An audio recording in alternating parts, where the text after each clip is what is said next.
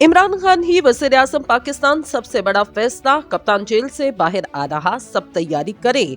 तहरीक इंसाफ ने प्लान सामने रख दिया। सारी दुनिया में इमरान खान की मकबूलियत की धूम, कप्तान ने बड़े बड़े बुर्ज गिरा दिए।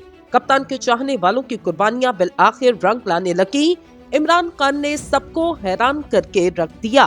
क्या PDM-2 की हुकूमत बनने जा रही? पाकिस्तान मुस्लिम लीग नून के कायद नवाज शरीफ की जानिब से माजी की अपनी इत्तेहादी जमातों को हुकूमत साजी के लिए मिल बैठने की दावत और शहबाज शरीफ को इनसे मुलाकात और बातचीत का मैंडेट दिए जाने के बाद एक सवाल इस वक्त जन्म ले रहा कि क्या मुल्क में PDM-2 की हुकूमत एक बार फिर से आ रही और इस हुकूमत का वज़ीर आज़म कौन होगा?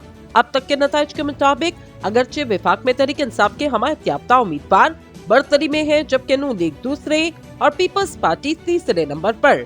यह भी कहा जा रहा जीतने वाले आजाद उम्मीदवारों में से कुछ नून लीग से और कुछ पीपल्स पार्टी से राब्ते में है।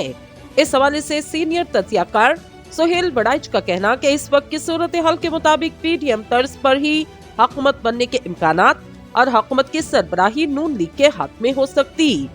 प्रोग्राम में गुफ्तगू करते हुए इनका कहना था, इस सूरत हाल में पीपल्स पार्टी को अपने असूली मौक़िफ़ पर समझौता करना पड़ सकता, क्योंकि SIFC निजकारी की पॉलिसी दे चुकी, जबकि पीपल्स पार्टी निजकारी के खिलाफ। इस सूरत हाल पर बातचीत करते हुए हामिद मीर का कहना था, अगर पीपल्स पार्टी ज्यादा आजाद उम्मीदवारों को साथ मिलाने में कामयाब हुई तो आसिफ जरदारी ने पहले ही बिलावल भुट्टो जरदारी को वज़ारत उस्मा का उम्मीदवार नामजद कर रखा।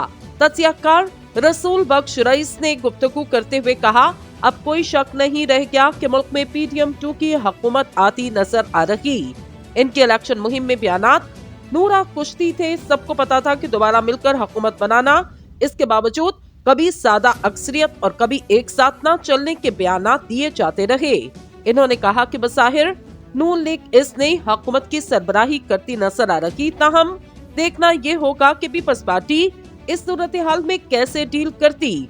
पीपल्स पार्टी आसिफ जरदारी के लिए सदारत, बिलावल के लिए डिप्टी वज़ीर आज़म समेत दीगर वज़ारतें और ओहदे मांग सकते। एक सवाल के जवाब में इन्होंने कहा, ये भी तय है कि तमाम आजाद PTI के साथ नहीं रहेंगे, कुछ लाजमी इधर उधर होंगे और वो देखेंगे अगले 5 साल इनको कहां से ज्यादा मुफाद मिल सकता।